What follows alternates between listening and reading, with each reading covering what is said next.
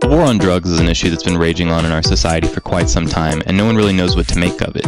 Do you really feel safer knowing that there were 80% more drug arrests in 2010 than in 1990? How many people in the United States are really planning on harming you or your family because they are on drugs? And how successful has the war on drugs been? What if the increase in drug arrests and prison size altogether had a different motive than we originally thought? As per usual in Real Money Mechanics, we're going to examine some of the facts and figures, and I'll let you come to your own conclusion. And as usual, feel free to share your own thoughts and ideas. The 13th Amendment was ratified by the required number of states in 1865, and is the amendment which officially abolished slavery, which is of course fantastic. The amendment reads, Section 1, neither slavery nor involuntary servitude, except as a punishment for crime whereof the party shall have been duly convicted, shall exist within the United States or any place subject to their jurisdiction. Section 2. Congress shall have the power to enforce this article by appropriate legislation. The important part of this amendment in terms of what we'll talk about today is this, except as punishment for a crime. According to California Prison Focus, no other society in human history has imprisoned so many of its own citizens. This is easy to believe because as of March of this year, the U.S. prison population has reached 2 million. That is of course 2,000,000. 2 million is right around 2.8% of the entire Earth's population, by the way, all sitting in prison cells in the United States. 10 years ago, there were 5 for-profit prisons in the United States. Today, there are over 100. For-profit prisons, of course, open up a whole new can of worms in terms of incentives for locking people up, considering that the corporations themselves, as well as any of their stockholders, benefit from a steady amount of prisoners and a large amount of prisoners overall. According to reports done by human rights activist groups, the following are a few of the factors that actually make these prisons more profitable. Jailing persons convicted of non-violent crimes, long prison sentences for small amounts of drugs, the 3 strikes law, which is of course life in prison after 3 felonies, longer sentences all around, laws with minimum sentences, which are a minimum amount of time in prison for a crime regardless of the circumstances, and a large expansion of the work done by prisoners.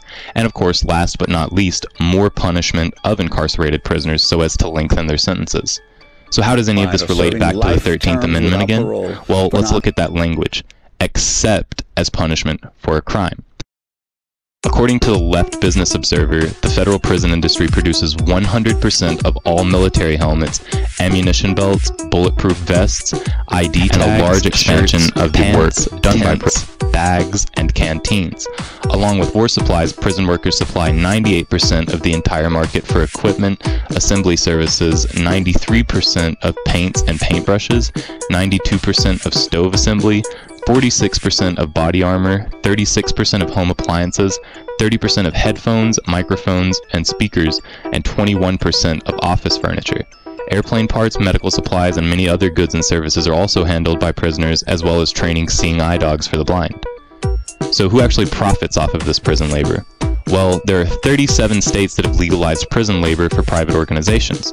The list of companies setting up shop in United States prisons for cheap, almost no cost that is, includes Texas Instrument, Dell, AT&T, Compaq, Honeywell, HP, Nortel, 3Com, Intel, TWA, Revlon, Macy's, Pierre Cardin, Target stores, and a whole slew of other American corporations. Thanks to this, profits within the prison system soared from $392 million in 1980 up to $1.31 billion in 1994. There are a lot of prisoners that do get paid minimum wage for their work, but nowhere near all of them. And most private prisons actually pay their inmates less than 20 cents per hour. Slavery, you decide.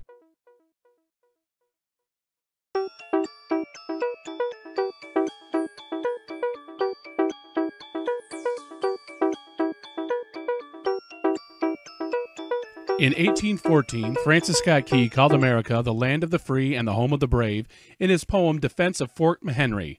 It was set to music and became our national anthem, the Star-Spangled Banner.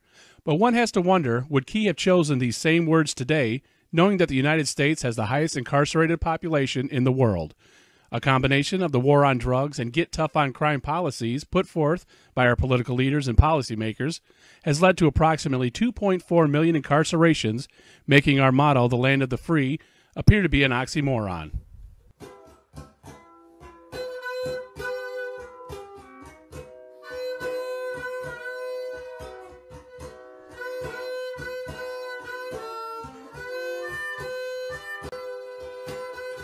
Difficulties in housing an ever-growing population of inmates and middle-class taxpayers calling for relief from the heavy financial burden caused policymakers to seek reform in the private prison industry.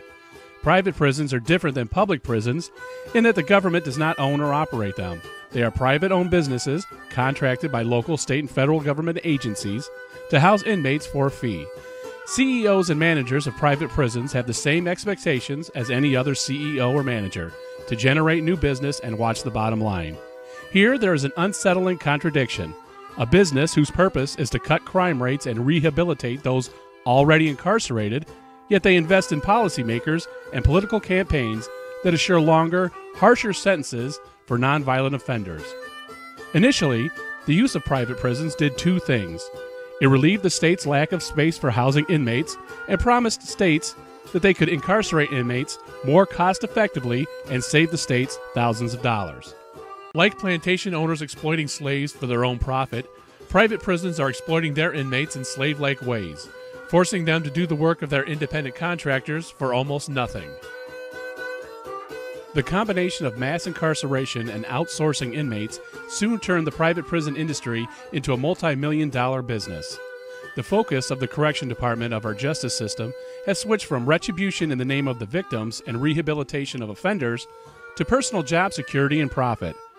Rehabilitation has been traded for full bed assurance, minimal expenditures, and obtaining labor contracts. With profit being the main focus, private prison managers need to come up with ways to cut prison costs. One way is for guards to be paid a minimal salary, which results in a high turnover rate. As with any company that experiences a high turnover rate, private prisons often find themselves in the unwanted position of having employees that are not properly trained and have minimal experience and problem-solving skills. Prisons that advertise themselves as being more efficient than the government-run public prisons now are understaffed with untrained, incompetent security to transport inmates, keep order, and protect the safety of both staff and inmates. The same private prison industry that had promised to save taxpayers money has instead, in many cases, taken their actual livelihood. In Texas, a factory where circuit boards are assembled for companies like IBM and Compaq fired its 150 workers and contracted the services of prisoner workers at the private Lockhart, Texas prison. Like slave owners buying their slaves at an auction, government contractors are buying their labor from private prisons. At FCC Victorville, a federal prison located at an old U.S. air base, prisoners clean and reassemble military vehicles returned from combat and coated in toxic spent ammunition, depleted uranium dust, and chemicals. Prisoners there work covered in dust without safety equipment, protective gear, or air filtration masks. The toxic dust caused severe damage to nervous and reproductive systems, lung damage, bone disease, circulatory and respiratory problems. This is one of 8 federal prisons recycling facilities, employing 1,200 prisoners.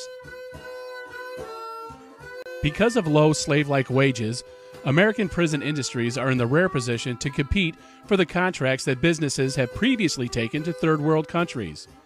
Inmates in private prisons earn an average of 17 cents per hour, undercutting the $1.25 per hour they make in federal and state prisons, or the $7.25 federal minimum wage of the working taxpayers private prisons are supposed to be helping. In addition to underpaying their own staff and undermining the communities they promise to better, the story of private prisons gets darker. Mid-Atlantic Youth Services Corporation, a private prison company which runs juvenile facilities, was found guilty of paying 2 judges $2.6 million to send 2,000 children to their prisons for such minor crimes as trespassing in vacant buildings and stealing DVDs from Walmart, perverting the justice system into a slave labor marketplace. The contradiction inherent in the idea and practice of privatized prisons has caused a blemish on the concept of American freedom. If the downturns in local economies are not incentive enough to abolish private prisons, then the economic damage combined with heinous human rights violations and corruption ought to be.